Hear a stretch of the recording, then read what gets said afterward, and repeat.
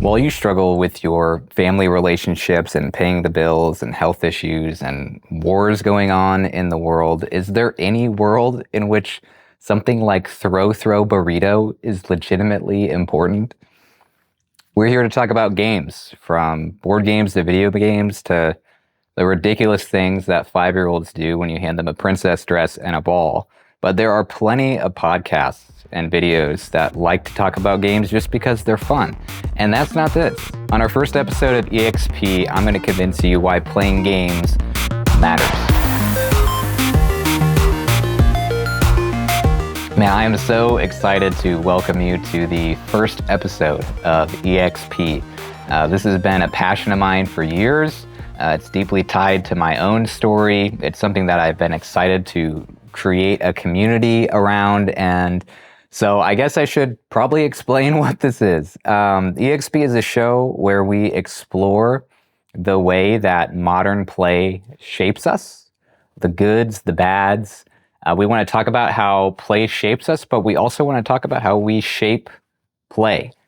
We want to let play do the good that it was made to do and minimize the unhealthy ingredients of modern forms that we find along the way. That means we're going to be diving into a broad spectrum of topics, from trends in the modern video game industry to biblical deep dives in like the theology of play, to nerdy deep dives evaluating like the mechanics of board games and how we use games as tools and spaces in parenting, to a million other things.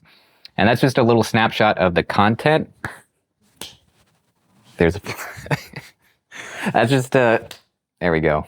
That's just a little snapshot of the content of EXP, but there's also a lot of different ways that you can get it. EXP is a YouTube channel, a podcast, social media shorts, a newsletter. The point is, however you got connected to EXP, there are plenty of different ways that you can stay plugged in. So feel free to follow us and dive in the way that works best for you. Okay, so maybe you get the gist of what this is and how this works for now, but I think the bigger, more important question for today isn't actually what the heck this show is, even though, it's the first episode, it probably makes sense to explain what this is. I think the bigger question is, who is this for?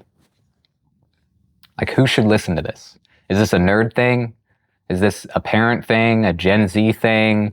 Or like, who's the target audience, and are you that? And what I'm telling you is that this is actually for everybody. Like everybody, whether you're 17 or 70, whether you're a nerd or a diehard Cubs fan, whether you know what Magic the Gathering is, or it sounds like some sort of Satan worshiping coffee shop where they sell crystals. Whoever you are, this whole show is for you, because you should explore what play really is and how it shapes you and how you're missing it.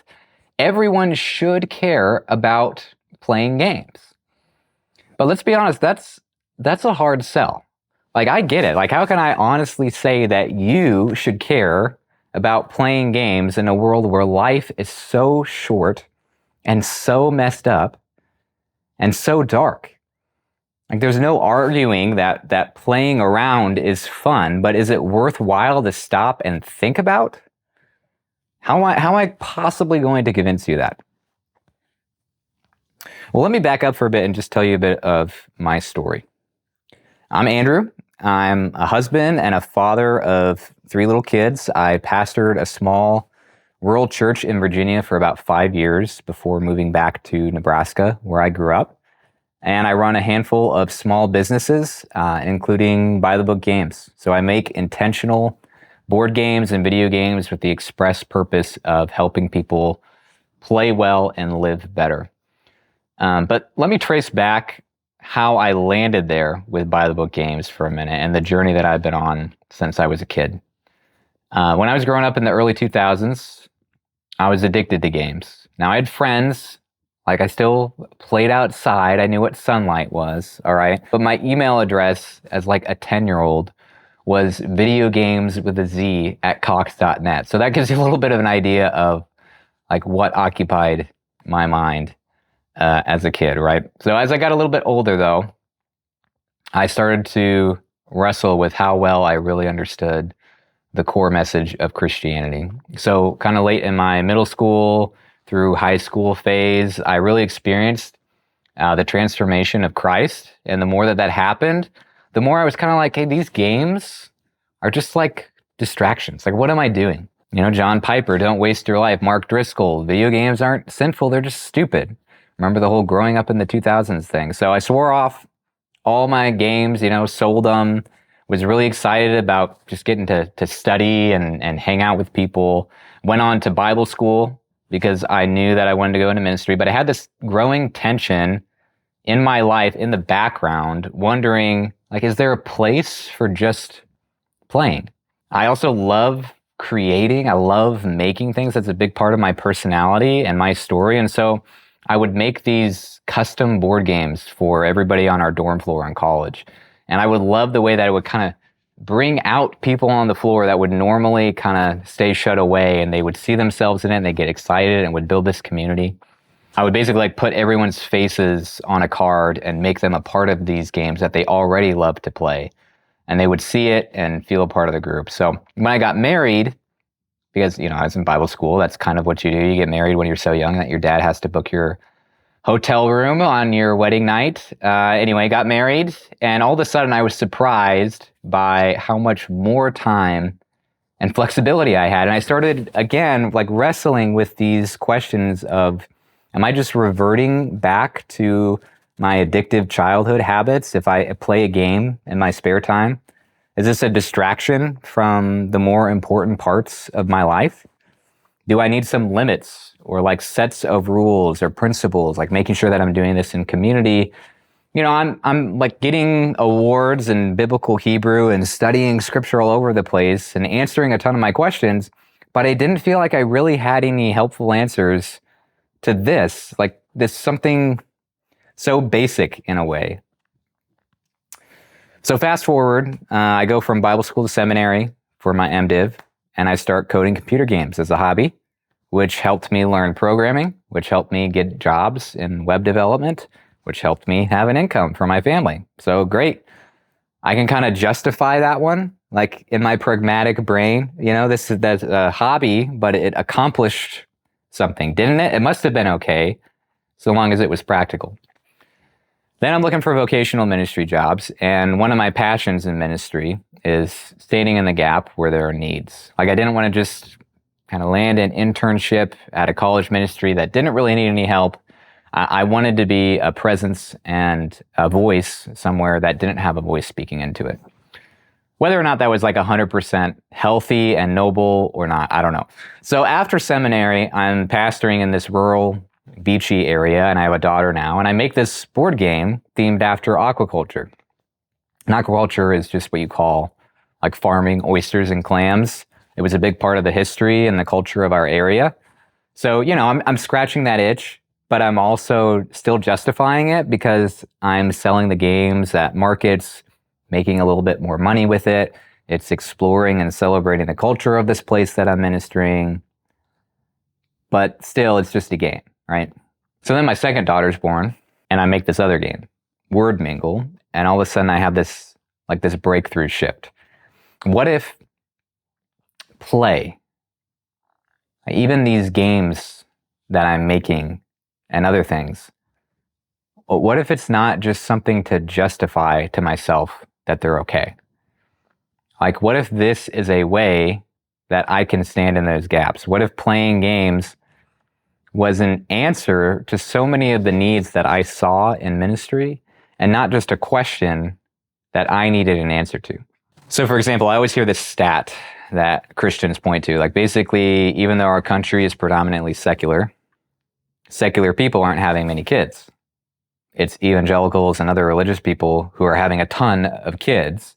So, you know, just wait 100 years and all of a sudden we're going to have this super religious country. And there you go, you know, like the case is closed. But here's the problem with that. Since when does just giving birth to a baby determine what they love, who or what they worship and follow and serve and give their life to? What all those stats tell me is not, oh, great, like, look, we're going to have a Christian world population in a century. What it tells me is, man, there is a huge need for families to learn how to legitimately disciple their own kids. because it seems like there's a gap in that sometimes. So how do you do that? Well, I was working on this resource to help families having discipleship kind of conversations with their kids. And I was making this game called Gallery. It has like these stories and 20 images or metaphors for Jesus in the Bible that are kind of easy for kids to digest. And I was getting kind of discouraged with it. Like, why am I doing this? Right? It's just a game. Until my daughter, I don't know, she must have been 2 at the time. She looks at me holding this game piece that has the stethoscope on it. And she says, "Hey, did you know that Jesus is like a doctor?" And I was like, it's working, right? Like I'm actually engaging her in a fun way that she wants to learn and she wants to read and talk about this because she's playing. She's playing. And they still ask me all the time, now that she's 4 and our other daughter is 3, they say, "Hey, let's play Gallery. Like, let's read some stories." Now, I'm not saying the answer to passing on the Christian faith is just throw a Monopoly game at them and paint heaven and hell on the finish line, obviously. The Gallery thing is just like a tiny example of how my vision started to expand on the role that play could have. Like the way that it could reach an entire segment of people who the church often just neglects. And so many more things that this whole show is going to talk about. So this EXP thing, this series, is kind of an extension of my story and my journey that I'm still in the middle of. But let me bring it back to the question that I started with in all this. Like, good for you, Mr. Andrew. You have a company that makes games and you have a weird relationship with oysters. But why should I care about games when there are so many more important things out there, when you yourself admitted to wrestling with that kind of thing? And to that, I am finally going to give my convincing explanations, okay? I have 3 cards to lay down on the table. This is why you should care, no matter who you are, about playing games in a world where life is so short and messed up and dark. First off, because that's where you're going to find that world and meet it. Playing games is more and more a part of our world, and more of the world is a part of it. There is a lot more going on when people show up to play games than you think, and there's also a lot more people there doing it than you think. So when we're talking about the gaming community, that's not just like some frivolous hobby. This is a people group, a culture. If I did a podcast on a dialogue between the Christian worldview and the Tibetan people groups, the people in my life who are more socially normal than I am would look at that and be like, "Oh yeah, that's solid." But I'd argue that's what this is too. Walk into a board game cafe on a game night or a gaming convention and tell me that you have not just stepped into another nation. Like a nation being a good word because, man, there are a lot of people there, right? This is so relevant the more that the world goes digital and isolated and fun obsessed. We don't have to wholesale adopt whatever habits we find unhealthy or immoral. But man, even if we're really hesitant about all this, the least that we can do is lean in and learn more and engage in a thoughtful way, right? You cannot throw up a flyer for your church block party and expect the Fortnite Twitch streamer is just going to up and leave everything that he knows because he saw a bad photoshopped picture of some sliders and chips on a telephone pole. And that's not even what the Bible wants you to do as a Jesus follower. So, hang on a second. So listen to what the Apostle Paul has to say in 1 Corinthians chapter 9. If I was faster about turning to it. He says, "Although I am free from all and not anyone's slave, I have made myself a slave to everyone in order to win more people. To the Jews I became like a Jew to win Jews. To those under the law, like one under the law, though I myself am not under the law, to win those under the law. To those who are without the law, I became like one without the law, though I am not without God's law, but under the law of Christ, to win those without the law. To the weak I became weak in order to win the weak. I become all things to all people so that I may by every possible means save some. I do all things because of the gospel so that I might share in its blessings, or so I might be a participant in it. So yeah, life is serious and people matter a whole lot more than whatever fun thing that you do in your free time. And yeah, your freedom as a Christian, this says, is designed to free you up to be a slave to others and to what is good.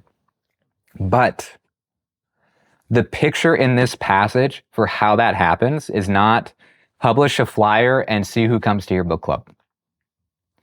The picture is understand the people around you and enter into their spaces, their world, their culture, speak their language.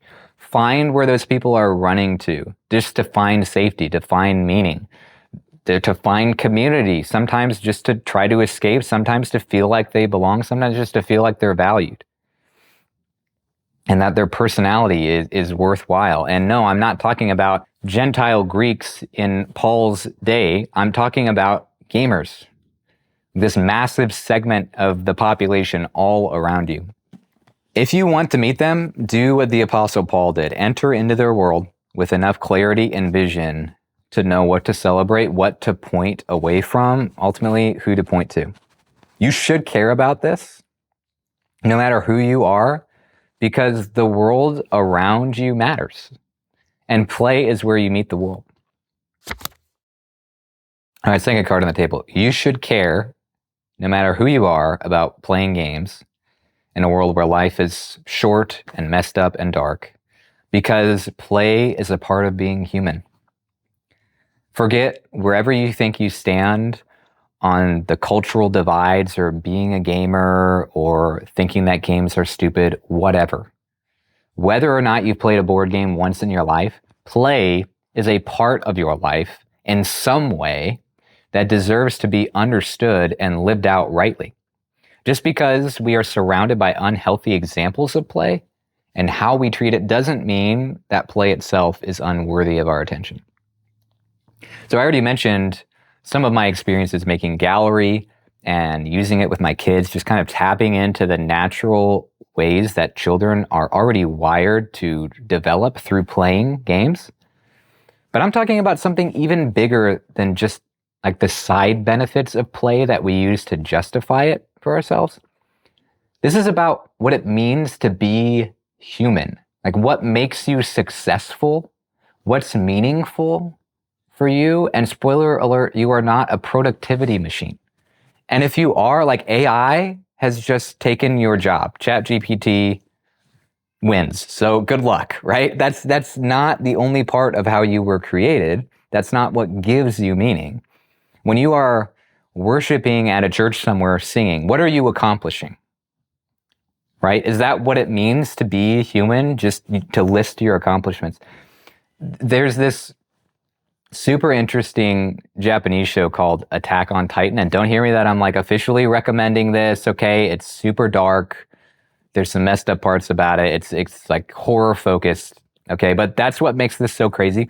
It's a dark show, lots of suffering, lots of just like trying to survive. And towards the very end, don't worry, I'm not giving any major spoilers or anything.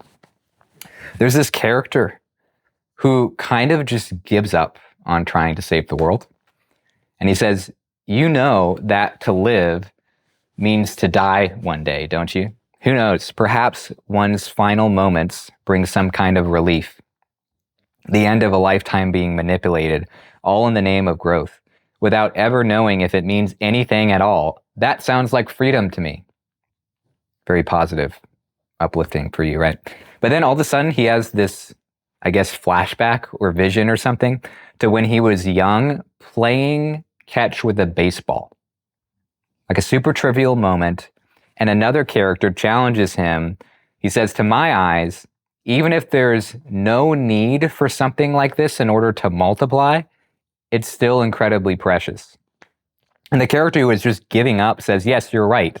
Just throwing and catching That simple repetition, it doesn't mean a thing, but you're right. I would have been happy playing catch forever. Okay, now think about that. That's insane. This extremely popular anime, very much not Christian or religious or anything, exploring suffering and what it means to be human, whether it's even worth surviving, and the totally unexpected kind of answer in the show, in the finale, as to why we are more than just fear-controlled organisms with an instinct to grow, is a flashback to playing catch with a baseball.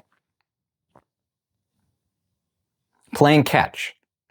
Something that from a survival perspective has literally zero meaning. But it points to a purpose, a wonder, a joy, a connection that changes everything about being human. I never once just quoted the Bible there. Okay, that's just baked into human existence. Enough for a horror show writer in Japan to find some kind of ultimate answer in it. So think of how much more important it is to understand and live out that created part of our blueprint as Jesus followers, with an entire set of scriptures to delight in and help us with that. You should care about this no matter who you are. Play isn't just a distraction from our human purpose. Play is a part of being human. And I really need a drink of water. All right. Third card on the table. You should care, no matter who you are, about playing games in a world where life is short and dark and messed up. Because play engages more than just your hands and your head. Play engages your heart. Reading academic books and like working your day job, all these other normal parts of life and living, they do not hit you the same way that playing something hits you. We are drawn to play because our hearts long to experience what they crave in a safe way. Even if we know like it's not real, we create these mini experiences of beauty and adventure and triumph and exploration and self-expression. Games are environments where people not only tolerate those grand things, but they actually expect them. And as a Christian, if you focus so much on rules and right answers that you miss things like beauty, adventure, delight, whatever, you're in a really dangerous place, and you also aren't going to be sending a good message to the world that's struggling, right? Let me throw in another analogy from modern media to unpack this angle. I watched the movie Wake Up Dead Man, the Knives Out Netflix original. Unexpectedly fell in love with it, became like my new favorite movie. Was totally not expecting that. I thought that it was like a beautiful picture of the gospel lived out in someone's life. And after watching it, I was all fired up like, man, yes, this is what the world needs more of, not just info dumping on people or angry lectures, but to see the beauty of a life changed by Christ. Like, go ahead and put up all the other options right there next to it. Like, go ahead, see what's more compelling, no contest. So fast forward, I was trying to look into the movie more and learn more about it and the story behind it. And I was surprised to come across the Gospel Coalition's article on it, calling Wake Up Dead Man a corrupted form of Christianity. I don't have time to get into why I think the article kind of misunderstood the film and the director's intentions and whatever. That's not really even the point. The point is this jarring contrast in how I experienced watching the movie and then how I experienced reading that article about it. So what does the world need? I'd say the gospel. But how is the world going to get there? That's the point. Does the world need an article saying how this movie didn't say the word sin enough? Or do we need that movie presented to the world that evokes what repentance looks like and shows the cross of Christ being taken down and then like put back up at the end? This is the problem that been having with how we approach the gaming community and play in general. We've been doing it like that article, not like that movie. Like we're ignoring these spaces of storytelling and culture, and instead we're on the outside writing in our criticisms about them as if that's what everybody needs. Like target people's heads while their hearts are already being tapped into by the things that you're trying to out-explain. It reminds me of the iconoclasts in church history who basically removed all art from the church because they thought that it was idolatrous. And instead of making better art or tapping into it differently, they just lived artless. And that's what we're doing with play. Don't do that.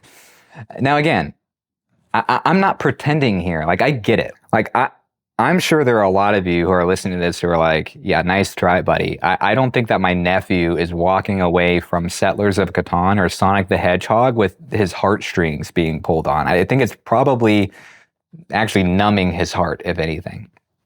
Now, I might try to convince you that there's actually more going on there, but sure, like, let's be real. Just because play can hypothetically engage the heart doesn't mean that it's being used that way all the time. There are entire industries just trying to make money with dopamine hits. Same is true of anything, by the way, movies, whatever. And that's actually a big part of what we're trying to do at EXP. This is not a sweeping kind of statement show. Like, go play stuff, right? We have all kinds of unhealthy relationships with play, whether it's avoiding it or escaping with it. Part of the point of this show is to check the ingredient labels together and get a feel for what's good and why, not just to play, but to play well. So regardless of the saturated game equivalent of junk food that's out there, the point still stands that play has a unique way of engaging the heart. So let me prove that this time with a real life example instead of an analogy before jumping ahead. Very recently, I was listening to some lo-fi music while I was working, and this playlist automatically popped up called Expedition 33 Lo-Fi. And I was like, what is Expedition 33? So I Googled it. Apparently, it's a new French video game, and it's also apparently extremely popular. It's like, why is it popular? So I looked it up. One review from IGN commended the game for how it, quote, frames mortality, grief, and the small moments of joy that we find. I am not kidding you. Where are the places where people's hearts are asking questions about mortality? Where are these kinds of stories not only being written, but being created to be interacted with? Apparently, it's in games. Like, we need to care about playing games because play engages the heart. All right, I played my hand, cards are on the table. Let's take all this stuff that we've talked about when it comes to caring about playing games and bring it back to where we started with this EXP show and what we're trying to do here. I would say that this show is for everybody. But I'd also say that everybody probably falls into one of three categories of listeners. There's the curious, who are, just interested in the topics here the same way that I might be curious about a podcast on terraforming Mars. Like, I'm just not familiar with it. Find it kind of interesting, somewhat educational, somewhat entertaining. And there's the concerned. So I'm thinking more of like friends or family members of gamers who appreciate EXP more for like how it's trying to unpack the healthy versus unhealthy ways that play shapes us. And then there's the charismatic, who are the gamers, who already love games, who appreciate EXP more because it speaks their language, speaks to their interests, their community. So think about who you are in that group. Are you a curious listener? Are you a concerned listener? Or a charismatic listener? And then whichever one you are, go ahead and let those three reasons that I gave about why playing games matters hit home for you in your situation. So if you are just curious, right? You're just interested in the topic, you should care more about playing games because play is an important space where you interact with interesting people and where you expand your circle. Play is a part of being human. It's not just a niche hobby or a subculture that's fascinating. And it's something that calls for you to use your heart and not just your brain. So I hope those things encourage you to find it worth exploring. Bring your curiosity, right? Hopefully you find a lot of personal relevance for you along the way while you engage. Maybe you're not the curious listener. Maybe you're that concerned audience, concerned about all this just being a waste of time. And if that's you, you should care about playing games, because it was never a waste of time for the Apostle Paul to become all things to all people, because this is where you're going to intersect with the people who you care about. It's where they are. It's a Mars Hill. I'm talking about the biblical reference, okay? Not the megachurch. It's a place of cultural dialogue and exploration. Play is not just something that they do. It's something that you were designed with and designed for within God's bigger purposes of worship and flourishing. And play might have a lot of dangerous potential, but there is also good potential there too, even if it takes a lot of careful reflection and wisdom. So maybe you're none of that. Maybe you're not just curious or concerned. Maybe you're charismatic about all this. You feel like, no, this is home court for me, right? You may think like you already care about playing games, but I'd say you should still care about playing games well and what it means and how it's shaping you. Chances are that this is a space and a community that you are already living in. And the more that you can understand it, the more you can have a faithful presence in it. Just being someone who plays should not bring you shame. It's a part of being human. But knowing that it engages your heart should make you care all the more about how you play and how it's shaping you. Because the default of how a fallen world wants you to play is not going to mold you in the right direction on autopilot. The world is messed up. Life is short and hard. But play is more than just the bad examples of it that we've seen. Play is where we meet the world. It's a part of being human. And it engages the heart in helpful ways. As much as I'd like to pretend that I'm an expert on all this, part of what gets me excited about EXP is the chance to learn and to grow from you, to play well and live better because of each other.